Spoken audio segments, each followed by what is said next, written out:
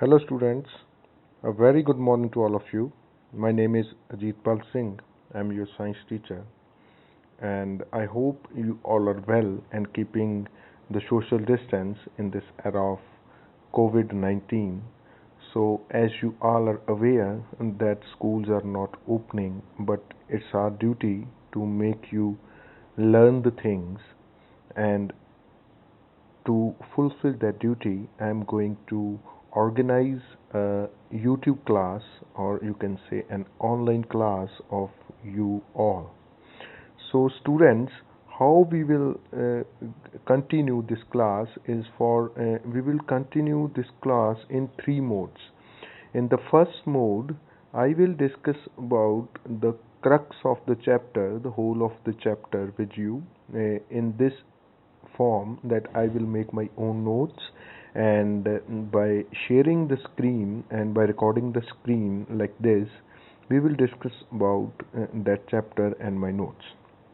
In the second phase, we will learn or we will read the whole NCERT chapter, that what is given in that NCERT chapter, and I will let you know that when you have to tick that chapter.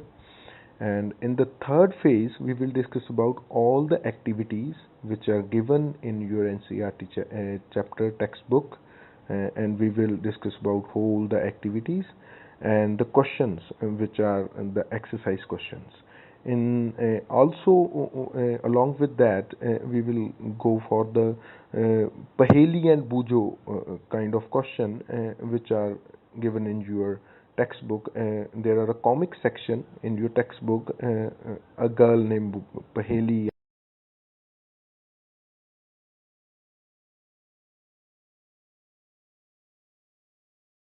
questions, and we will have a weekly test which will be on me, and I will give you some assignment from Educare or another, or make some questions over that.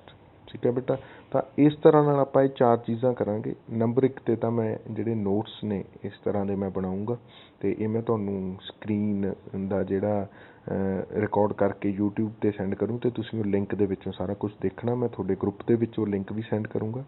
Number 2 ਆਪਾਂ ਕੀ ਕਰਾਂਗੇ, ਆਪਾਂ book read ਕਰਾਂਗੇ, ਜਿਹੜੀ ਵੀ book ਆਪਣੀ ਹੈਗੀ ਹੈ, ਠੀਕ ਹੈ। NCERT ਦੀ ਟੈਕਸਟ ਬੁੱਕ ਹੈ, ਉਹਨੂੰ ਰੀਡ ਕਰਾਂਗੇ। ਨੰਬਰ 3 ਆਪਾਂ ਕੀ ਕਰਨਾ ਬੇਟਾ, ਨੰਬਰ 3 ਆਪਾਂ ਨੇ ਉਸ ਦੇ ਜਿਹੜੇ ਕੁਐਸਚਨਸ ਨੇ ਜਾਂ ਐਕਟੀਵਿਟੀਜ਼ ਨੇ, ਜਾਂ ਬੂਝੋ ਤੇ ਪਹੇਲੀ ਨਾਮ ਦੇ ਜਿਹੜੇ ਉਹ 'ਚ ਦੋ ਕੌਮਿਕ ਕਰੈਕਟਰ ਨੇ, ਉਹਨਾਂ ਦੀਆਂ ਗੱਲਾਂ ਡਿਸਕਸ ਕਰਨੀਆਂ ਨੇ, ਠੀਕ ਹੈ। ਸਾਰੇ ਕੁਐਸਚਨ ਕਰਨੇ ਨੇ। ਨੰਬਰ 4 ਤੇ ਆਪਾਂ ਟੈਸਟ ਕੰਡਕਟ ਕਰੂੰ ਮੈਂ ਤੁਹਾਡਾ, ਜਿਹਦੇ ਵਿੱਚ ਮੈਂ ਤੁਹਾਨੂੰ ਐਡੂਕੇਟ ਦੇ ਉੱਤੋਂ ਕੋਈ ਜਿਹੜਾ ਅਸਾਈਨਮੈਂਟ ਆ ਉਹ ਸੈਂਡ ਕਰ ਦੂੰਗਾ, ਜਾਂ ਫਿਰ ਮੈਂ ਤੁਹਾਨੂੰ ਆਪਦਾ ਟੈਸਟ ਪਾ ਕੇ ਗਰੁੱਪ ਦੇ ਵਿੱਚ ਸੈਂਡ ਕਰੂੰਗਾ, and you will have to take it. ਤਾਂ ਬੇਟਾ ਅੱਜ ਜਿਹੜਾ ਆਪਾਂ ਚੈਪਟਰ ਸ਼ੁਰੂ ਕਰਨ ਜਾ ਰਹੇ ਹਾਂ, this is the first chapter of our 7th class, non as nutrition in plants, ਠੀਕ ਹੈ। ਪਲਾਂਟਸ ਦੇ ਵਿੱਚ ਭੋਜਨ ਪ੍ਰਣਾਲੀ। ਨਿਊਟ੍ਰੀਸ਼ਨ ਦਾ ਮਤਲਬ ਭੋਜਨ ਪ੍ਰਣਾਲੀ ਹੈ ਬੇਟਾ ਪੂਰੀ, ਨਾ ਕਿ ਭੋਜਨ, ਠੀਕ ਹੈ। ਆਪਾਂ ਕਾफ़ੀ ਚੀਜ਼ਾਂ ਮਤਲਬ ਕਨਫਿਊਜ਼ ਰਹਿੰਦੇ ਹਾਂ ਵੀ ਨਿਊਟ੍ਰੀਸ਼ਨ, ਨਿਊਟਰੀਐਂਟਸ, ਠੀਕ ਹੈ, ਅਤੇ ਇਹ ਕੀ ਹੈ, ਭੋਜਨ ਇਕੱਲਾ ਹੁੰਦਾ ਜਾਂ ਭੋਜਨ ਪ੍ਰਣਾਲੀ। ਇਹ ਬੇਟਾ ਪੂਰਾ ਭੋਜਨ ਪ੍ਰਣਾਲੀ ਹੁੰਦੀ ਆ। ਮਤਲਬ ਨਿਊਟ੍ਰੀਸ਼ਨ ਦੇ ਵਿੱਚ ਨਾ 4 ਸਟੈਪ ਆ ਜਾਂਦੇ ਨੇ ਬੇਸਿਕਲੀ। ਨਿਊਟ੍ਰੀਸ਼ਨ ਦੇ ਵਿੱਚ ਹੁੰਦਾ ਇੱਕ ਤਾਂ ਭੋਜਨ ਇਨਟੇਕ ਕਰਨਾ, ਦੂਜਾ ਨਿਊਟ੍ਰੀਸ਼ਨ ਦੇ ਵਿੱਚ ਆ ਜਾਂਦਾ ਬੇਟਾ ਭੋਜਨ ਨੂੰ ਡਾਈਜੈਸਟ ਕਰਨਾ, ਤੀਜਾ ਭੋਜਨ ਨੂੰ ਯੂਜ਼ ਕਰਨਾ, ਅਤੇ ਚੌਥਾ ਭੋਜਨ ਜਿਹੜਾ ਅਨਡਾਈਜੈਸਟਡ ਫੂਡ ਆ ਉਹਨੂੰ ਬਾਹਰ ਕੱਢ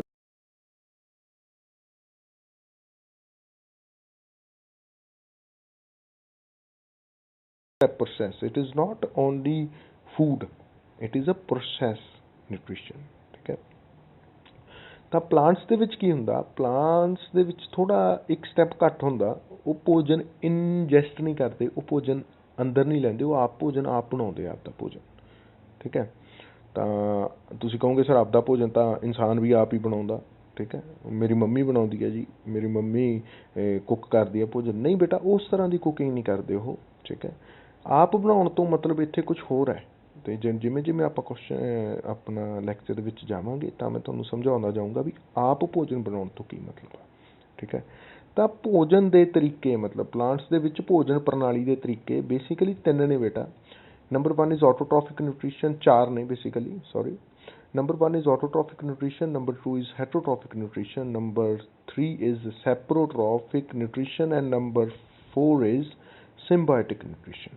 ठीक है, ऑटोट्रॉफिक ਨਿਊਟ੍ਰੀਸ਼ਨ ਬੇਟਾ ਕੀ ਹੈ? ਅੱਜ ਆਪਾਂ ਸਿਰਫ ਇਹਦੇ ਬਾਰੇ ਡਿਸਕਸ ਕਰਾਂਗੇ। ਜਿਹੜੇ ਅਗਲੇ 3 ਨਿਊਟ੍ਰੀਸ਼ਨ ਨੇ ਇਹ ਆਪਾਂ ਨੈਕਸਟ ਲੈਕਚਰ ਦੇ ਵਿੱਚ ਡਿਸਕਸ ਕਰਾਂਗੇ। ਠੀਕ ਹੈ, ਤਾਂ ਆਟੋਟ੍ਰੋਫਿਕ ਨਿਊਟ੍ਰੀਸ਼ਨ ਦੀ ਜੇ ਮੈਂ ਗੱਲ ਕਰਾਂ ਤਾਂ ਆਟੋਟ੍ਰੋਫਿਕ ਨਿਊਟ੍ਰੀਸ਼ਨ ਕੀ ਹੈ? ਸਿੰਪਲ ਤੇ ਸੌਖੇ ਸ਼ਬਦਾਂ ਦੇ ਵਿੱਚ ਆਪਣਾ ਭੋਜਨ ਆਪ ਤਿਆਰ ਕਰਨਾ। ਚਲੋ ਜੀ, ਇਹ ਅਧੂਰੀ ਗੱਲ ਹੈ। ਆਪਦਾ ਭੋਜਨ ਆਪ ਤਿਆਰ ਕਰਨਾ, ਮੈਂ ਕਹਤਾ ਤੁਸੀਂ ਮੈਨੂੰ ਕੁਐਸਚਨ ਪੁੱਟ ਕਰੋਗੇ ਵੀ ਜੀ ਮੇਰੇ ਮੰਮਾ ਵੀ ਸਾਡੇ ਘਰ ਦਾ ਸਾਰਾ ਭੋਜਨ ਤਿਆਰ ਕਰਦੇ ਨੇ ਤਾਂ ਉਹ ਆਟੋਟ੍ਰੋਫ ਨੇ? ਨਹੀਂ ਬੇਟਾ, ਇੱਥੇ 2-3 ਚੀਜ਼ਾਂ ਫਿਰ ਆਪਾਂ ਐਕਸਟਰਾ ਜੋੜਾਂਗੇ। ਆਪਣਾ ਭੋਜਨ ਆਪ ਤਿਆਰ ਕਰਨਾ ਕੁਦਰਤ ਦੇ ਵਿੱਚੋਂ ਕੀ ਕੁਛ ਲੈ ਕੇ, ਕਾਰਬਨ ਡਾਈਆਕਸਾਈਡ ਲੈ ਕੇ ਤੇ ਪਾਣੀ ਲੈ ਕੇ। ਠੀਕ ਹੈ, ਇਕੱਲੇ ਕਾਰਬਨ ਡਾਈਆਕਸਾਈਡ ਤੇ ਪਾਣੀ ਨਾਲ ਕੁਛ ਐਸਾ ਬਣਾ ਦੇਣਾ ਜਿਹਨੂੰ ਆਪਾਂ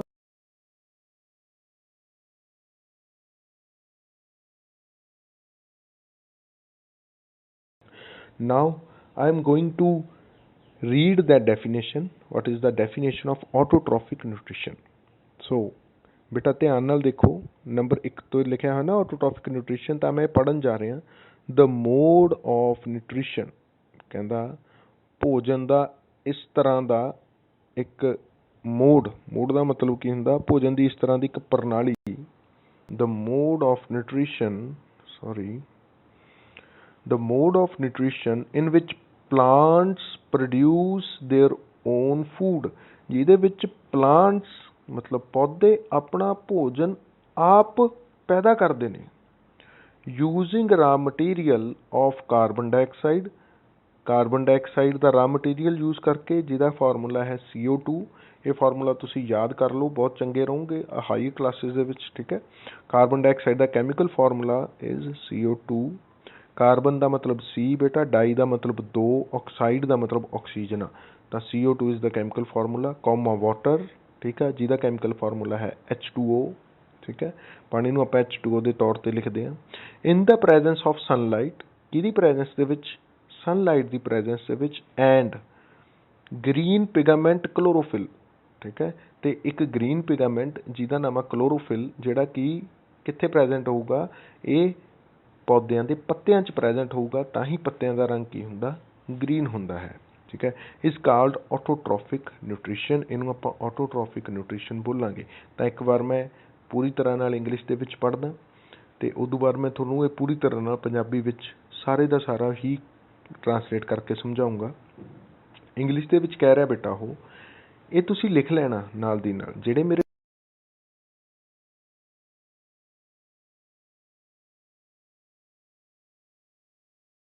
ਬੜੀ ਹੈਲਪ ਮਿਲੂਗੀ ਤੁਹਾਨੂੰ, ਸਾਇੰਸ ਬਿਲਕੁਲ ਟਫ ਨਹੀਂ ਲੱਗਣੀ। ਠੀਕ ਹੈ ਬੇਟਾ, ਆਟੋਟ੍ਰੋਫਿਕ nutrition, the mode of nutrition in which plants produce their own food using raw material in carbon dioxide, water in the presence of sunlight and green pigment chlorophyll is called autotrophic nutrition। ਇਹਨੂੰ ਆਪਾਂ autotrophic nutrition ਕਹਿੰਦੇ ਆ। ਨੀਚੇ ਬੇਟਾ ਮੈਂ ਇਹਦੀ chemical reaction ਲਿਖੀ ਆ। this reaction ਜਿਹੜੀ ਪਹਿਲੇ ਨੰਬਰ ਤੇ ਲਿਖੀ ਗਈ ਹੈ ਬੇਟਾ, it is called chemical reaction। ਤਾਂ ਇਹ chemical reaction ਤੁਹਾਨੂੰ basically 8th ਕਲਾਸ ਦੇ ਵਿੱਚ ਆਉਣਗੀਆਂ ਅਤੇ 10th ਦੇ ਵਿੱਚ ਇਹ ਪੂਰੀ ਰਿਐਕਸ਼ਨ ਆਊਗੀ ਤੁਹਾਨੂੰ, ਬਟ ਮੈਂ ਫਿਰ ਵੀ ਤੁਹਾਨੂੰ ਇਹ ਲਿਖਤੀ। ਠੀਕ ਹੈ, ਤਾਂ ਕਿ ਤੁਸੀਂ ਕਈ ਚੀਜ਼ਾਂ ਇਹਦੇ ਵਿੱਚੋਂ ਸਮਝ ਸਕੋ। ਜਿਹੜੇ ਬੇਟਾ ਲੈਫਟ ਹੈਂਡ ਸਾਈਡ 'ਤੇ ਆਪਣੇ ਕੋਲ 2 ਚੀਜ਼ਾਂ ਪਈਆਂ ਨੇ, CO2 6CO2 + 6H2O ਪਿਆ ਗਾ, ਇਟ ਇਜ਼ ਕਾਲਡ, ਇਹਨਾਂ ਨੂੰ ਕੀ ਬੋਲਦੇ ਹਾਂ ਆਪਾਂ? ਰਿਐਕਟੈਂਟਸ ਬੋਲਦੇ ਹਾਂ। ਇਹਨਾਂ ਨੂੰ ਆਪਾਂ ਕੀ ਬੋਲਦੇ ਹਾਂ? ਰਿਐਕਟੈਂਟਸ। ਇਹ ਕਿਰਿਆ ਕਰਨਗੇ। ਠੀਕ ਹੈ, ਜਿਹੜੀ ਐਰੋ ਲਾਈ ਹੋਈ ਹੈ, ਐਰੋ ਦਾ ਮਤਲਬ ਆ ਇਹ ਰਿਐਕਸ਼ਨ ਕਰਕੇ ਕਿੱਧਰ ਨੂੰ ਜਾ ਰਹੇ ਨੇ। ਜਿਹੜੇ ਰਾਈਟ ਹੈਂਡ ਸਾਈਡ 'ਤੇ ਲਿਖੇ ਹੋਏ ਨੇ ਆਪਾਂ 2 ਚੀਜ਼ਾਂ, C6H12O6 + 9HO2। ਠੀਕ ਹੈ, ਦੀਜ਼ ਆਰ ਕਾਲਡ ਪ੍ਰੋਡਕਟਸ। ਇਹਨਾਂ ਨੂੰ ਆਪਾਂ ਕੀ ਬੋਲਦੇ ਹਾਂ? ਪ੍ਰੋਡਕਟਸ ਬੋਲਦੇ ਹਾਂ। ਮਤਲਬ ਜਦੋਂ ਕਾਰਬਨ ਡਾਈਆਕਸਾਈਡ ਅਤੇ ਪਾਣੀ ਨੇ ਰਿਐਕਟ ਕੀਤਾ ਤਾਂ ਉਹ ਕੀ ਬਣਾ ਰਹੇ ਨੇ? ਗਲੂਕੋਸ ਬਣਾ ਰਹੇ ਨੇ। ਬੇਟਾ ਜਿਹੜਾ C6H12O6 ਆ ਨਾ, ਇਹਦਾ ਨਾਮ ਹੈ ਗਲੂਕੋਸ। ਗਲੂਕੋਸ ਉਹੀ ਗਲੂਕੋਸ ਜਿਹੜਾ ਤੁਸੀਂ ਖਾਂਦੇ ਹੋ ਮਿੱਠਾ। ਠੀਕ ਹੈ, ਜਿੰਨਾ ਵੀ ਮਿੱਠਾ ਖਾਂਦੇ ਹੋ, ਜਿੰਨਾ ਵੀ ਸਟਾਰਚ ਖਾਂਦੇ ਹੋ, ਜਿੰਨਾ ਵੀ ਕਣਕ ਖਾਂਦੇ ਹੋ, ਸਾਰਾ ਆਪਾਂ ਨੂੰ ਕੀ ਦੇ ਰਿਹਾ? ਗਲੂਕੋਸ ਦੇ ਰਿਹਾ। ਅਤੇ ਇਹ ਗਲੂਕੋਸ ਦਾ chemical formula C6H12O6 + 9O2। O2 ਕੀ ਆ? Oxygen gas. ਅਤੇ ਬੇਟਾ ਇੱਕ ਚੀਜ਼ ਧਿਆਨ ਨਾਲ ਦੇਖੋ, ਮੈਂ ਐਰੋ ਦੇ ਉੱਤੇ ਸਨਲਾਈਟ ਲਿਖਿਆ ਹੋਇਆ ਅਤੇ ਨੀਚੇ ਕਲੋਰੋਫਿਲ ਲਿਖਿਆ ਹੋਇਆ। ਇਹਦਾ ਕੀ ਮਤਲਬ ਆ? ਇਹਦਾ ਮਤਲਬ ਇਹ ਆ ਕਿ ਜਿਹੜੀ ਸਨਲਾਈਟ ਹੈ ਤੇ ਕਲੋਰੋਫਿਲ ਆ, ਇਹਦੀ ਪ੍ਰੈਜ਼ੈਂਸ ਦੇ ਵਿੱਚ ਇਹ ਰਿਐਕਸ਼ਨ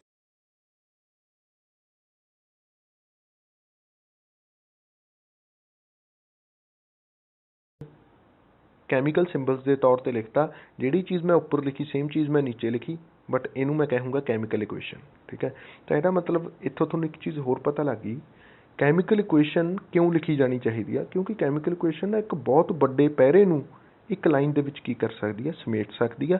ਜਿਵੇਂ ਇਹਨੇ ਸਮੇਟ ਤਾਂ ਦੇਖੋ, ਉੱਪਰ ਕਿੰਨੀਆਂ ਲਾਈਨਾਂ ਸੀ? 4 ਲਾਈਨਾਂ 5 ਸੀਗੀਆਂ। ਨੀਚੇ ਕਿੰਨੀ ਲਾਈਨ ਆ? 1 ਲਾਈਨ। ਬਟ ਗੱਲ ਇਹ 'ਚ ਵੀ ਉਹੀ ਕਹੀ ਗਈ ਆ, ਗੱਲ ਉਹ 'ਚ ਵੀ ਉਹੀ ਕਹੀ ਗਈ ਆ।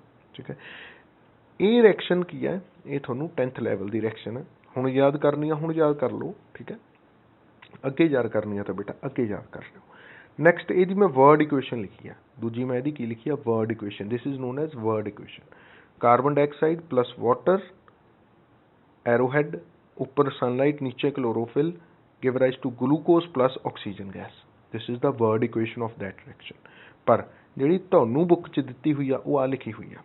ठीक है, carbon dioxide plus water, arrow, sunlight, chlorophyll, in the presence of sunlight and chlorophyll, give rise to carbohydrate.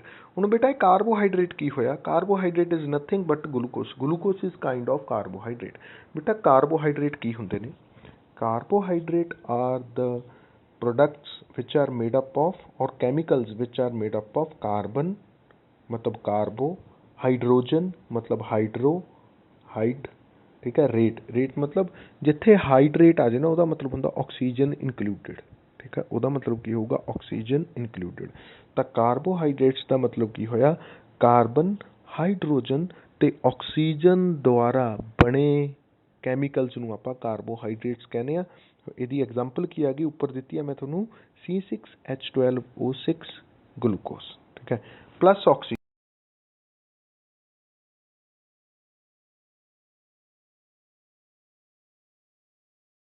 ਤਾਂ ਦਿਸ ਹੋਲ ਰਿਐਕਸ਼ਨ ਇਜ਼ ਸਿਮ ਆਪਾਂ ਕਹਿੰਦੇ ਸਿਨੋਪਸਿਸ ਆਫ ਆਟੋਟ੍ਰੋਫਿਕ ਨਿਊਟ੍ਰੀਸ਼ਨ।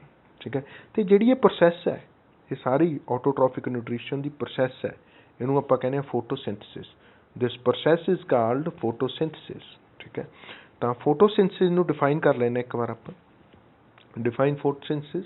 ਦੇਖੋ ਬੇਟਾ, ਜਿਹੜਾ ਤਾਂ ਆਟੋਟ੍ਰੋਫਿਕ ਸੀ ਉਹ ਤਾਂ ਮੋਡ ਆਫ ਨਿਊਟ੍ਰੀਸ਼ਨ ਸੀ। ਫੋਟੋਸਿੰਥਸਿਸ ਇੱਕ ਪ੍ਰੋਸੈਸ ਆ ਜਿਹੜੀ ਆਟੋਟ੍ਰੋਫ ਦੇ ਵਿੱਚ ਯੂਜ਼ ਕੀਤੀ ਜਾਂਦੀ ਆ। ਤਾਂ ਫੋਟੋਸਿੰਥਸਿਸ ਸੇਮ ਚੀਜ਼ ਆ, ਬਟ ਉੱਥੇ ਇੱਕ ਸ਼ਬਦ ਦਾ ਫਰਕ ਪੈ ਗਿਆ।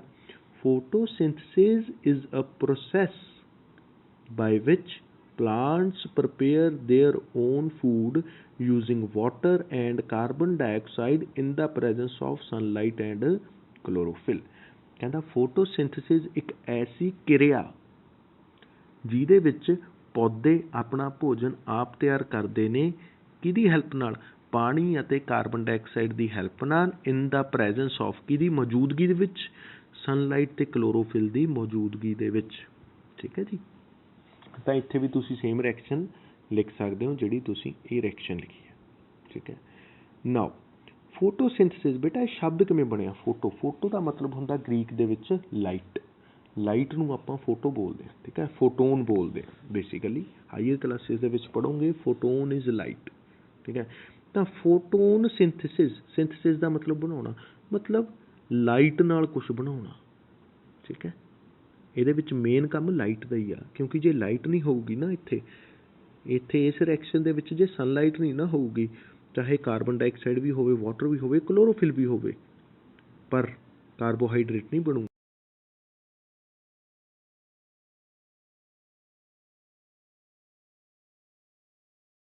ਇਸ ਨੂੰ ਆਪਾਂ ਫੋਟੋਸਿੰਥਸਿਸ ਕਿਹਾ। ਹੁਣ ਦੇਖੋ ਫੋਟੋਸਿੰਥਸਿਸ ਦੇ ਵਿੱਚ ਪ੍ਰੋਡਕਟ ਕੀ ਕੀ ਬਣੇ? ਇੱਕ ਤਾਂ ਕਾਰਬੋਹਾਈਡਰੇਟ ਬਣਿਆ, ਇੱਕ ਤਾਂ ਕੀ ਬਣਿਆ? ਕਾਰਬੋਹਾਈਡਰੇਟ। ਦੂਜਾ ਇਹਦਾ ਬਾਏ ਪ੍ਰੋਡਕਟ ਬਣਿਆ। ਇੱਕ ਕੀ ਬਣਿਆ? Byproduct. ਬਾਏ ਪ੍ਰੋਡਕਟ ਦਾ ਮਤਲਬ ਕੀ ਹੁੰਦਾ? Extra product. ਠੀਕ ਹੈ, ਦੈਟ ਇਜ਼ ਆਕਸੀਜਨ ਗੈਸ, ਜਿਨ੍ਹਾਂ ਦਾ ਪੌਦਿਆਂ ਨੂੰ ਤਾਂ ਘੱਟ ਫਾਇਦਾ, ਇਨਸਾਨਾਂ ਨੂੰ ਬਹੁਤ ਜ਼ਿਆਦਾ ਫਾਇਦਾ। ਇਹਦਾ ਮਤਲਬ ਤੁਸੀਂ ਇੱਕ ਚੀਜ਼ ਦੇਖ ਰਹੇ ਹੋ, ਪੌਦੇ ਜਦੋਂ ਆਪਣਾ ਭੋਜਨ ਤਿਆਰ ਕਰਦੇ ਨੇ ਤਾਂ ਉਹ ਆਕਸੀਜਨ ਗੈਸ ਪੈਦਾ ਕਰਦੇ ਨੇ। ਠੀਕ ਹੈ ਜੀ, ਜਦੋਂ ਪੌਦੇ ਆਪਣਾ ਭੋਜਨ ਤਿਆਰ ਕਰਦੇ ਨੇ ਤਾਂ ਉਹ ਆਕਸੀਜਨ ਗੈਸ ਪੈਦਾ ਕਰਦੇ ਨੇ। ਅਤੇ ਤਿਆਰ ਕਿਵੇਂ ਕਰਦੇ ਨੇ? ਐਵੇਂ ਕਰ ਲੈਂਦੇ ਨੇ, ਦੇਖੋ ਹਵਾ 'ਚੋਂ ਹੀ ਕਾਰਬਨ ਡਾਈਆਕਸਾਈਡ ਲੈ ਲਈ। ਠੀਕ ਹੈ, ਪਾਣੀ ਮਿੱਟੀ 'ਚੋਂ ਲੈ ਲਿਆ, ਜੜ੍ਹਾਂ 'ਚ ਪਾਉਂਦੇ ਹਾਂ ਨਾ ਆਪਾਂ ਪਾਣੀ, ਠੀਕ ਹੈ, ਉਹ ਕਿਵੇਂ ਗਿਆ ਉੱਪਰ, ਉਹਦੇ ਬਾਰੇ ਵੀ ਆਪਾਂ 7th ਕਲਾਸ ਦੇ ਵਿੱਚ ਡਿਸਕਸ ਕਰਨਾ, 11ਵਾਂ ਚੈਪਟਰ ਆਊਗਾ, ਠੀਕ ਹੈ। ਮੈਂ ਤੁਹਾਨੂੰ ਦੱਸ ਦਿੰਦਾ, ਇੱਕ ਇਹਦੇ ਵਿੱਚ ਨਾ ਪਾਈਪ ਲੱਗੀ ਹੁੰਦੀ ਆ ਪੌਦਿਆਂ ਦੇ ਜੜ੍ਹਾਂ ਤੋਂ ਲੈ ਕੇ ਪੱਤਿਆਂ ਤੱਕ, ਉਹਨੂੰ ਆਪਾਂ ਕਹਿੰਦੇ ਹਾਂ ਜ਼ਾਇਲਮ। ਕੀ ਬੋਲਦੇ ਉਹਨੂੰ ਆਪਾਂ? ਜ਼ਾਇਲਮ। ਉਹ ਜ਼ਾਇਲਮ ਪਾਈਪ ਆ ਜਿਹੜੀ, ਉਹ ਜਲ ਨੂੰ ਜੜ੍ਹਾਂ ਤੋਂ ਪੱਤਿਆਂ ਤੱਕ ਲੈ ਕੇ ਜਾਂਦੀ ਹੈ, ਠੀਕ ਹੈ। ਕਿਵੇਂ ਲੈ ਕੇ ਜਾਂਦੀ ਆ, ਕੀ ਪ੍ਰੋਸੈਸ ਹੁੰਦਾ, ਉਹ ਆਪਾਂ ਡਿਟੇਲ ਦੇ ਵਿੱਚ ਬਾਅਦ 'ਚ ਡਿਸਕਸ ਕਰਾਂਗੇ। ਹੁਣ ਤੁਸੀਂ ਸਿਰਫ ਕੀ ਯਾਦ ਰੱਖਣਾ, ਜ਼ਾਇਲਮ ਵੈਸਲ। ਵੈਸਲ ਦਾ ਮਤਲਬ ਹੁੰਦਾ ਪਾਈਪ, ਠੀਕ ਹੈ, ਜ਼ਾਇਲਮ ਵੈਸਲ। ਤਾਂ ਬੇਟਾ ਇਹ ਕੀ ਕਰਦੇ ਨੇ, ਬਾਈ ਪ੍ਰੋਡਕਟ ਇਹਦਾ ਆਕਸੀਜਨ ਗੈਸ ਹੈ। ਰਾ ਮਟੀਰੀਅਲ ਫॉर ਫੋਟੋਸਿੰਥਸਿਸ ਕੀ ਨੇ? ਕਾਰਬਨ ਡਾਈਆਕਸਾਈਡ, ਵਾਟਰ ਅਤੇ ਕਲੋਰੋਫਿਲ। ਇਹ ਰਾ ਮਟੀਰੀਅਲ ਨੇ। ਅਸੈਂਸ਼ੀਅਲ ਥਿੰਗ ਕੀ ਆ? ਸਨਲਾਈਟ। ਅਸੈਂਸ਼ੀਅਲ ਥਿੰਗ ਕੀ ਆ? ਸਨਲਾਈਟ, ਠੀਕ ਹੈ ਜੀ। ਤਾਂ ਇਹ ਲਿਖ ਲਓ ਆਪਦਾ। Next, from where plants get, ਕਹਿੰਦਾ ਪਲਾਂਟ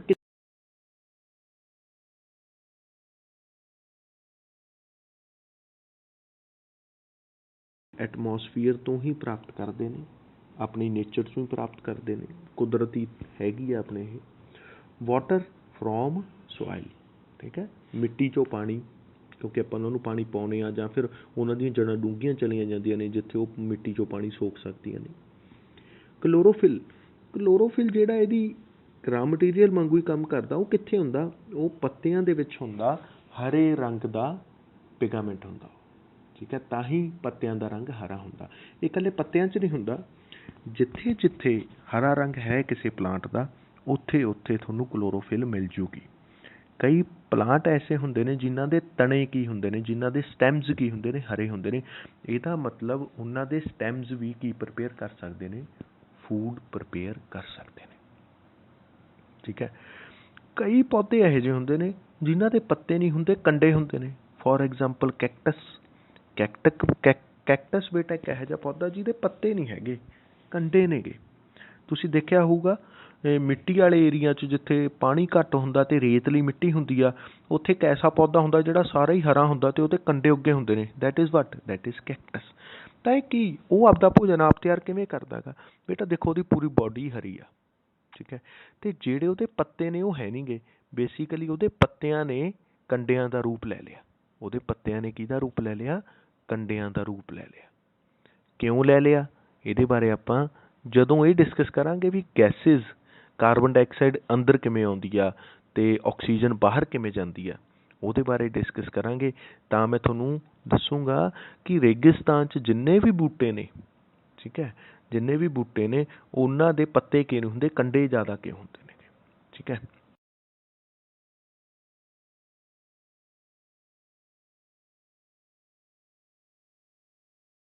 ਲੀਵਸ ਬੇਟਾ ਐ ਨਹੀਂ ਵੀ ਲੀਵਸ ਇਕੱਲੇ ਪੱਤੇ ਨੇ, ਪੱਤਿਆਂ ਦੇ ਵਿੱਚ ਬਹੁਤ ਕੁਛ ਆ ਅੱਗੇ, ਠੀਕ ਹੈ। ਆਪਾਂ ਮਾਈਕਰੋਸਕੋਪ ਨਾਲ ਦੇਖੀਏ, ਇਲੈਕਟ੍ਰੋਨ ਮਾਈਕਰੋਸਕੋਪ ਨਾਲ ਦੇਖੀਏ ਤਾਂ ਬਹੁਤ ਕੁਛ ਆ ਪੱਤਿਆਂ ਦੇ ਵਿੱਚ।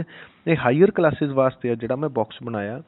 ਲੀਵਸ ਦੇ ਵਿੱਚ ਬੇਟਾ ਕਲੋਰੋਪਲਾਸਟ ਹੁੰਦੇ ਨੇ। ਲੀਵਸ ਦੇ ਵਿੱਚ ਇੱਕ ਨਾ ਬੈਗ ਹੁੰਦਾ, ਬੈਗ, ਛੋਟੇ ਛੋਟੇ ਬੈਗ ਹੁੰਦੇ ਨੇ, ਕਰੋੜਾਂ, ਲੱਖਾਂ, ਅਰਬਾਂ ਬੈਗ ਹੁੰਦੇ ਨੇ, ਠੀਕ ਹੈ, ਉਹਨਾਂ ਨੂੰ ਆਪਾਂ ਕਲੋਰੋਪਲਾਸਟ ਕਹਿੰਦੇ ਹਾਂ, ਠੀਕ ਹੈ ਜੀ। ਉਹ ਕਲੋਰੋਪਲਾਸਟ ਦੇ ਵਿੱਚ ਅੱਗੇ ਜਾ ਕੇ ਪਲੇਟਾਂ ਪਈਆਂ ਹੁੰਦੀਆਂ ਨੇ। ਦੇਖੋ ਸਾਇੰਸ ਨੇ ਕਿੰਨੀ ਤਰੱਕੀ ਕੀਤੀ ਆ, ਸਾਇੰਸ ਨੇ ਉਹ ਪਲੇਟਾਂ ਵੀ ਦੇਖ ਲਈਆਂ, ਠੀਕ ਹੈ। ਉਹ ਪਲੇਟਾਂ ਦੇ ਵਿੱਚ ਕਲੋਰੋਫਿਲ ਹੁੰਦਾ, ਠੀਕ ਹੈ। ਇੱਕ ਬੈਗ ਹੈ, ਉਹਦੇ ਵਿੱਚ ਪਲੇਟਸ ਪਈਆਂ ਨੇਗੀਆਂ ਜਿਨ੍ਹਾਂ ਨੂੰ ਆਪਾਂ ਗ੍ਰੈਨਾ ਬੋਲਦੇ ਹਾਂ। ਬੈਗ ਨੂੰ ਕਲੋਰੋਪਲਾਸਟ ਬੋਲਦੇ ਹਾਂ, ਉਹਨੂੰ ਗ੍ਰੈਨਾ ਬੋਲਦੇ ਹਾਂ। ਗ੍ਰੈਨਾ ਦੇ ਉੱਤੇ ਕਲੋਰੋਫਿਲ ਪਿਆ ਹੁੰਦਾ ਗਾ, ਠੀਕ ਹੈ। ਤਾਂ ਇਹ ਤੁਸੀਂ 9th ਜਾਂ 10th ਕਲਾਸ ਦੇ ਵਿੱਚ ਪੂਰੀ ਡਿਟੇਲ ਦੇ ਵਿੱਚ ਡਿਸਕਸ ਕਰੋਗੇ ਇਹਨਾਂ ਨੂੰ, ਠੀਕ ਹੈ। ਜੇ ਤੁਸੀਂ ਅੱਗੇ ਸਾਇੰਸ ਲਵੋਗੇ ਨਾ +1 +2 'ਚ, ਫਿਰ ਤਾਂ ਬਹੁਤ ਹੀ ਜ਼ਿਆਦਾ ਡਿਟੇਲ 'ਚ ਚਲੇ ਜਾਓਗੇ ਇਹਦੇ ਵਿੱਚ, ਠੀਕ ਹੈ। ਤਾਂ ਤੁਹਾਨੂੰ ਹੋਰ ਬਹੁਤ ਕੁਛ ਪਤਾ ਲੱਗੂਗਾ। ਫਿਲਹਾਲ ਮੈਂ ਤੁਹਾਨੂੰ ਇਹ ਚੀਜ਼ਾਂ ਤਾਂ ਦੱਸ ਰਿਹਾ ਤਾਂ ਕਿ ਤੁਹਾਨੂੰ ਅੱਗੇ ਜਾ ਕੇ ਨਾ, ਜਦੋਂ ਤੁਸੀਂ ਅੱਗੇ ਜਾਓ 9th 10th ਦੇ ਵਿੱਚ, ਤੁਹਾਨੂੰ ਇਹ ਚੀਜ਼ਾਂ ਅਜੀਬ ਨਾ ਲੱਗਣ ਵੀ ਯਾਰ ਵੀ ਇਹ ਤਾਂ ਨਵੀਂ ਚੀਜ਼ ਆ ਗਈ। ਨਹੀਂ, ਤੁਸੀਂ ਕਹੋਗੇ ਹਾਂ 7th 'ਚ ਸਾਨੂੰ ਦੱਸਤਾ ਸੀਗਾ, ਬਟ ਅਸੀਂ ਯਾਦ, ਥੋੜ੍ਹੀ ਮਰਜ਼ੀ ਆ, ਤੁਸੀਂ ਇਹ ਚੀਜ਼ ਕਰੋ ਨਾ ਕਰੋ, ਬਟ ਮੈਂ ਤੁਹਾਨੂੰ ਇੱਕ ਵਾਰ ਦੱਸ ਜ਼ਰੂਰ ਦਿੰਦਾ ਵੀ ਇਹ ਚੀਜ਼ ਵੀ ਆਊਗੀ ਅੱਗੇ, ਠੀਕ ਹੈ। ਤਾਂ ਇਹ ਚੀਜ਼ ਆਪਾਂ ਇੱਥੋਂ ਅੱਗੇ ਚੱਲਦੇ ਹਾਂ। This is for higher classes, but ਹੁਣ ਤੁਸੀਂ ਯਾਦ ਹੀ ਰੱਖਣਾ ਵੀ ਜਿਹੜੇ ਕਲੋਰੋਫਿਲ ਨੇ ਉਹ ਗ੍ਰੀਨ ਪਾਰਟ ਆਫ ਲੀਵਸ ਦੇ ਵਿੱਚ ਪ੍ਰੈਜ਼ੈਂਟ ਹੁੰਦੇ ਨੇ, ਠੀਕ ਹੈ ਬੇਟਾ।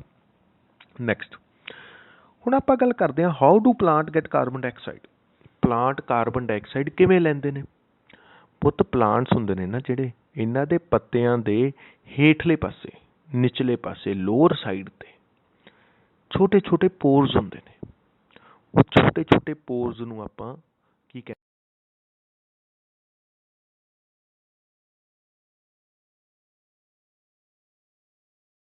ਜਿਵੇਂ ਖੁੱਲ੍ਹਦੇ ਨੇ ਤੇ ਬੰਦ ਹੁੰਦੇ ਨੇ, ਖੁੱਲ੍ਹਦੇ ਨੇ ਤੇ ਬੰਦ ਹੁੰਦੇ ਨੇ। ਜਦੋਂ ਖੁੱਲ੍ਹੇ ਹੁੰਦੇ ਨੇ ਉਦੋਂ ਕਾਰਬਨ ਡਾਈਆਕਸਾਈਡ ਅੰਦਰ ਜਾਂਦੀ ਆ, ਆਕਸੀਜਨ ਗੈਸ ਬਾਹਰ ਨਿਕਲਦੀ ਆ। ਠੀਕ ਹੈ, ਜਦੋਂ ਬੰਦ ਹੁੰਦੇ ਨੇ ਉਦੋਂ ਕੋਈ ਗੈਸਿਸ ਦਾ ਐਕਸਚੇਂਜ ਨਹੀਂ ਹੁੰਦਾ। There is no exchange of gases. ਹੁਣ ਤੁਸੀਂ ਕਹੋਗੇ ਸਰ ਉਹ ਖੁੱਲ੍ਹਦੇ ਤੇ ਬੰਦ ਕਿਵੇਂ ਹੁੰਦੇ ਨੇ? ਠੀਕ ਹੈ, ਤਾਂ ਬੇਟਾ ਉਹ ਖੁੱਲ੍ਹਦੇ ਤੇ ਬੰਦ ਹੁੰਦੇ ਨੇ, ਉਹਦੇ ਆਲੇ ਦੁਆਲੇ ਆ ਇਸ ਤਰ੍ਹਾਂ ਦੇ ਨਾ ਬੀਨ ਸ਼ੇਪ, ਇਹਨਾਂ ਨੂੰ ਆਪਾਂ ਬੀਨ ਸ਼ੇਪ ਕਹਿੰਦੇ ਹਾਂ। ਜਿਹੜੀ ਆ ਸ਼ੇਪ ਆ ਨਾ, ਗਾਰਡ ਸੈੱਲ ਲਿਖਿਆ ਹੋਇਆ ਨਾ ਮੈਂ ਇੱਥੇ, ਗਾਰਡ ਸੈੱਲ, ਇਹ ਬੀਨ ਸ਼ੇਪਡ ਗਾਰਡ ਸੈੱਲ ਹੁੰਦੇ ਨੇ। ਕੀ ਹੁੰਦੇ ਨੇ? ਬੀਨ ਸ਼ੇਪਡ ਗਾਰਡ ਸੈੱਲ। ਇਹ ਗਾਰਡ ਸੈੱਲ ਬੇਟਾ ਜਦੋਂ ਤਾਂ ਪਾਣੀ ਨਾਲ ਭਰ ਜਾਂਦੇ ਨੇ, ਹੁਣ ਦੇਖੋ ਨੀਚੋਂ ਜੜ੍ਹਾਂ ਤੋਂ ਪਾਣੀ ਆਇਆ, ਪੱਤਿਆਂ ਤੱਕ ਪਹੁੰਚਿਆ, ਪੱਤਿਆਂ ਤੋਂ ਪਾਣੀ ਗਾਰਡ ਸੈੱਲ ਤੱਕ ਪਹੁੰਚਿਆ। ਗਾਰਡ ਸੈੱਲ ਜਦੋਂ ਪਾਣੀ ਨਾਲ ਭਰ ਗਏ ਉਦੋਂ ਇਹ ਜਿਹੜਾ ਸਟੋਮੈਟਾ ਗਾ ਉਹ ਖੁੱਲ੍ਹ ਜੂਗਾ। ਸਟੋਮੈਟਾ ਕੀ ਹੋ ਜੂਗਾ? ਖੁੱਲ੍ਹ ਜੂਗਾ। ਜਦੋਂ ਇਹਨਾਂ ਚੋਂ ਪਾਣੀ ਉੜ ਗਿਆ, ਇਹਨਾਂ ਚੋਂ ਫਿਰ ਪਾਣੀ ਉੜੂਗਾ। ਠੀਕ ਹੈ, ਕਿਉਂਕਿ ਜਦੋਂ ਜ਼ਿਆਦਾ ਪਾਣੀ ਹੋ ਜੂਗਾ ਫਿਰ ਪਾਣੀ ਦਾ ਇਵੈਪੋਰੇਸ਼ਨ ਹੋਣੀ ਸ਼ੁਰੂ ਹੋ ਜੂਗੀ। ਉਹਨੂੰ ਆਪਾਂ ਪ੍ਰੈਸਪਾਇਰੇਸ਼ਨ ਬੋਲਦੇ ਹਾਂ। ਕੀ ਬੋਲਦੇ ਹਾਂ? ਪ੍ਰੈਸਪਾਇਰੇਸ਼ਨ। ਇਹ ਮੈਂ ਲਿਖਿਆ ਹੋਇਆ ਇਹਦੇ ਵਿੱਚ ਨੋਟਸ ਦੇ ਵਿੱਚ, ਤਾਂ ਉਹ ਦੇਖ ਲਿਓ ਤੁਸੀਂ। ਠੀਕ ਹੈ, ਪ੍ਰੈਸਪਾਇਰੇਸ਼ਨ। ਬੇਟਾ ਪ੍ਰੈਸਪਾਇਰੇਸ਼ਨ ਹੋਣੀ ਸ਼ੁਰੂ ਹੋ ਜੂਗੀ ਤੇ ਤਾਂ ਉਹ ਕੀ ਹੋ ਜਾਣਗੇ? ਉਹ ਖਾਲੀ ਹੋ ਜਾਣਗੇ ਪਾਣੀ ਤੋਂ ਤੇ ਉਹ ਪਿਚਕ ਜਾਣਗੇ। ਗਾਰਡ ਸੈੱਲ ਪਿਚਕ ਗਏ। ਪਿਚਕ ਕੇ ਕੀ ਹੋਊਗਾ? ਜਿਹੜਾ ਸਟੋਮੈਟਾ, ਜਿਹੜਾ ਇਹਦੇ ਵਿਚਾਲੇ ਪੋਰ ਹੈ, ਉਹ ਬੰਦ ਹੋ ਜੂਗਾ। ਤਾਂ ਇਸ ਤਰ੍ਹਾਂ ਨਾਲ ਸਟੋਮੈਟਾ ਖੁੱਲ੍ਹਦੇ ਤੇ ਬੰਦ ਹੁੰਦੇ ਨੇ। ਠੀਕ ਹੈ, ਇਹ ਦੋਨੇ ਇਕੱਠਾ ਕੰਮ ਕਰਦੇ ਨੇ। ਗਾਰਡ ਸੈੱਲ ਜਦੋਂ ਫੁੱਲ ਗਏ ਉਦੋਂ ਸਟੋਮੈਟਾ ਖੁੱਲ੍ਹ ਗਿਆ। ਗਾਰਡ ਸੈੱਲ ਫੁੱਲ ਗਿਆ, ਸਟੋਮੈਟਾ ਖੁੱਲ੍ਹ ਗਿਆ। ਗਾਰਡ ਸੈੱਲ ਫੁੱਲ ਗਿਆ, ਸਟੋਮੈਟਾ ਖੁੱਲ੍ਹ ਗਿਆ।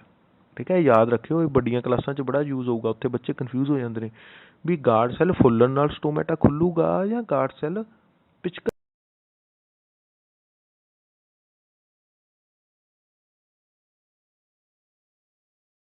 ਹੀ ਸਟੋਮੈਟਾ ਖੁੱਲੂਗਾ। ਉਦੋਂ ਬਾਅਦ ਜਦੋਂ ਪਾਣੀ ਇਹ ਚੋਂ ਨਿਕਲ ਜੂਗਾ, ਬਾਹਰ ਉੱਡ ਗਿਆ ਪਾਣੀ, ਠੀਕ ਹੈ, ਤਾਂ ਕੀ ਹੋਊਗਾ? ਸਟੋਮੈਟਾ ਬੰਦ ਹੋ ਜੂਗਾ। ਤੁਸੀਂ ਧਿਆਨ ਦਿੱਤਾ ਕਦੇ ਜਦੋਂ ਵੀ ਤੁਸੀਂ ਕਿਸੇ ਪੌਦੇ ਥੱਲੇ ਖੜ੍ਹੇ ਹੁੰਦੇ ਹੋ, ਵੱਡੇ ਦਰਖਤ ਥੱਲੇ, ਫੋਰ ਐਗਜ਼ਾਮਪਲ ਅੰਬ ਥੱਲੇ, ਪਿੱਪਲ ਥੱਲੇ, ਬੋਹੜ ਥੱਲੇ, ਤੁਹਾਨੂੰ ਠੰਡੀ ਹਵਾ ਮਹਿਸੂਸ ਹੁੰਦੀ ਆ ਨਾ? ਠੰਡੀ ਹਵਾ ਮਹਿਸੂਸ।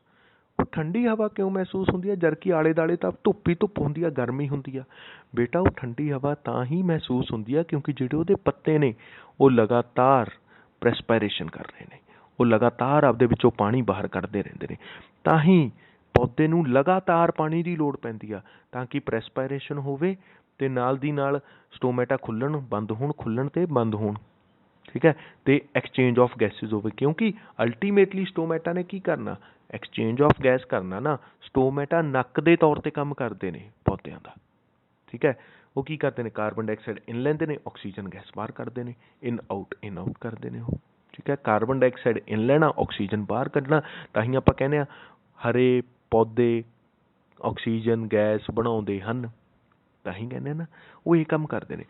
ਹੁਣ ਫਿਰ ਮੈਂ ਤੁਹਾਨੂੰ ਇੱਕ ਕੁਐਸਚਨ ਪੁੱਛਿਆ ਸੀ ਵੀ ਜਿਹੜੇ ਆਪਣੇ ਰੇਗਿਸਤਾਨ 'ਚ ਪੌਦੇ ਹੁੰਦੇ ਨੇ ਉਹਨਾਂ 'ਤੇ ਕੰਡੇ ਕਿਉਂ ਹੁੰਦੇ ਨੇ? ਅਸਲ 'ਚ ਕੰਡੇ ਕੀ ਹੁੰਦੇ ਨੇ? ਮੋਡੀਫਾਈਡ ਟਾਈਪ ਆਫ ਲੀਵਸ ਹੁੰਦੇ ਨੇ, ਪੱਤਿਆਂ ਦਾ ਹੀ ਮੋਡੀਫਾਈਡ ਵਰਜ਼ਨ ਹੁੰਦਾ ਗਾ। ਤਾਂ ਕਿਉਂਕਿ ਪੁੱਤ ਰੇਗਿਸਤਾਨ ਦੇ ਵਿੱਚ ਪਾਣੀ ਦੀ ਘਾਟ ਹੁੰਦੀ ਆ, ਜੇ ਉੱਥੇ ਪੱਤੇ ਨਿਕਲੇ ਹੁਣ ਉਹਨਾਂ ਨੂੰ ਪਾਣੀ ਘੱਟ ਮਿਲ ਰਿਹਾ, ਉਹ ਪੱਤੇ ਕੀ ਕਰੀ ਜਾਣਗੇ?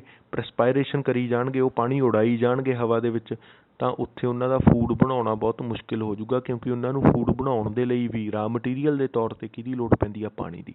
ਤਾਂ ਇੱਥੇ ਪਾਣੀ ਦੋ ਕੰਮ ਕਰ ਰਿਹਾ, ਇੱਕ ਤਾਂ ਫੂਡ ਦੇ ਵਿੱਚ ਬਣਾਉ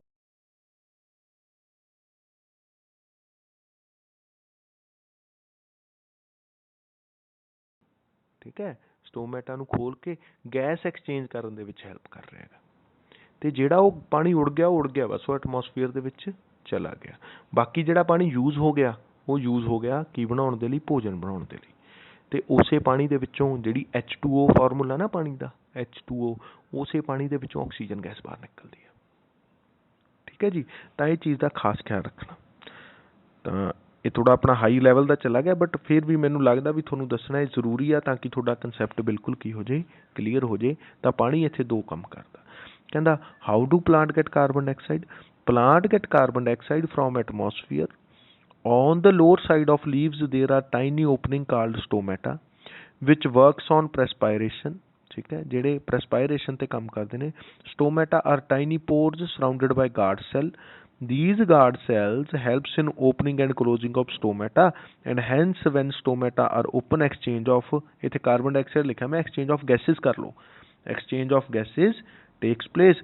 when stomata are closed, no exchange of gases takes place। ਠੀਕ ਹੈ ਜੀ। ਤੇ for higher classes ਜਿਹੜਾ ਮੈਂ ਤੁਹਾਨੂੰ ਦੱਸਿਆ, how stomata open and close, when the guard cell filled with water, stomata get open। ਠੀਕ ਹੈ, ਗਾਰਡ ਸੈੱਲ ਭਰ ਗਿਆ, ਸਟੋਮੈਟਾ ਖੁੱਲ੍ਹ ਗਿਆ। ਠੀਕ ਹੈ, ਉਹੀ ਗੱਲ ਹੋ ਗਈ। ਠੀਕ ਹੈ, ਸਟੋਮੈਟਾ ਖੁੱਲ੍ਹ ਗਿਆ ਤਾਂ ਗਾਰਡ ਸੈੱਲ ਫੁੱਲ ਗਿਆ ਵਾਲਾ ਕੰਮ ਹੋ ਗਿਆ। ਗਾਰਡ ਸੈੱਲ ਫੁੱਲ ਗਿਆ ਤਾਂ ਸਟੋਮੈਟਾ ਖੁੱਲ੍ਹ ਗਿਆ। ਗਾਰਡ ਸੈੱਲ ਕਿਵੇਂ ਫੁੱਲੂਗਾ? ਗਾਰਡ ਸੈੱਲ ਫੁੱਲੂਗਾ ਜਦੋਂ ਉਹਦੇ ਵਿੱਚ ਪਾਣੀ ਭਰਿਆ ਜਾਊਗਾ। When water get evaporated from guard cell, stomata closed. ਅਤੇ ਆਹ ਡਾਇਗਰਾਮ ਤੁਸੀਂ ਬਣਾਉਣੀ ਆ ਬੇਟਾ ਸਟੋਮੈਟਾ ਦੀ। ਅਤੇ ਇਹ ਆਹ ਸਟੋਮੈਟਾ ਆ ਗਿਆ, ਗਾਰਡ ਸੈੱਲ ਹੈਗਾ। ਇਹ ਦੂਸਰੇ ਸੈੱਲਸ ਆ ਗਏ ਪੱਤੇ ਦੇ ਸੈੱਲ ਜਿਨ੍ਹਾਂ ਦੇ ਵਿੱਚ ਗਾਰਡ ਸੈੱਲ ਪ੍ਰੈਜ਼ੈਂਟ ਨੇ। These are non as leaf cells.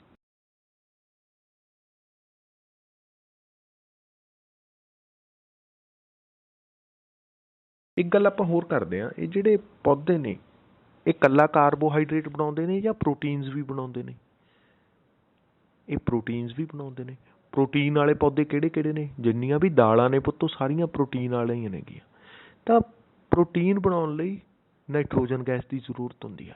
Protein ਬਣਾਉਣ ਲਈ ਕਿਹਦੀ ਜ਼ਰੂਰਤ ਹੁੰਦੀ ਆ? ਨਾਈਟ੍ਰੋਜਨ ਗੈਸ ਦੀ। ਹੁਣ ਇਹ ਨਾਈਟ੍ਰੋਜਨ ਗੈਸ ਪੌਦੇ ਕਿਵੇਂ ਲੈਂਦੇ ਨੇ?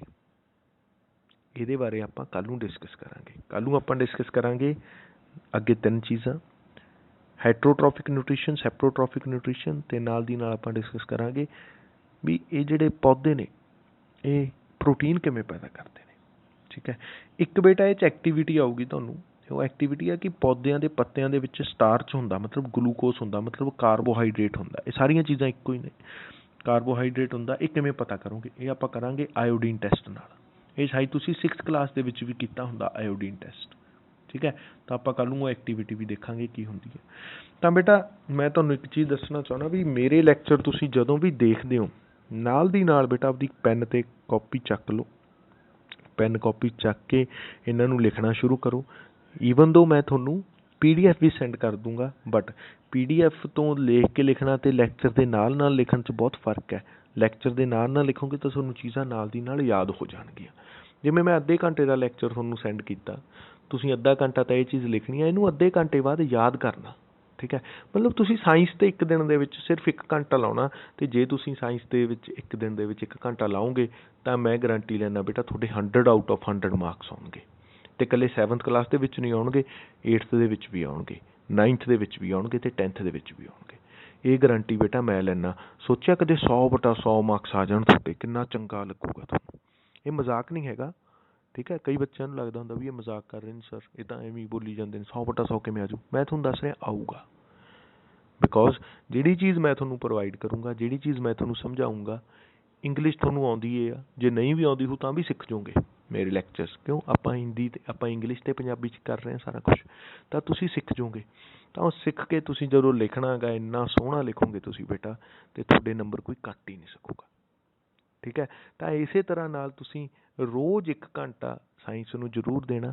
ਅੱਧੇ ਘੰਟੇ ਦਾ ਲੈਕਚਰ, ਅੱਧਾ ਘੰਟਾ ਤੁਹਾਡਾ ਆਪਦਾ ਕੰਮ, ਫਿਰ ਉਹਨੂੰ ਯਾਦ ਕਰਨਾ। ਮਤਲਬ ਇੱਕ ਤਰ੍ਹਾਂ ਨਾਲ ਲਾ ਕੇ ਚੱਲੀਏ ਆਪਾਂ, ਸਿਰਫ 1 ਘੰਟੇ ਦੇ ਵਿੱਚ ਤੁਹਾਡਾ ਇਹ ਸਾਰਾ ਕੰਮ ਕੰਪਲੀਟ ਹੋ ਜਾਊਗਾ।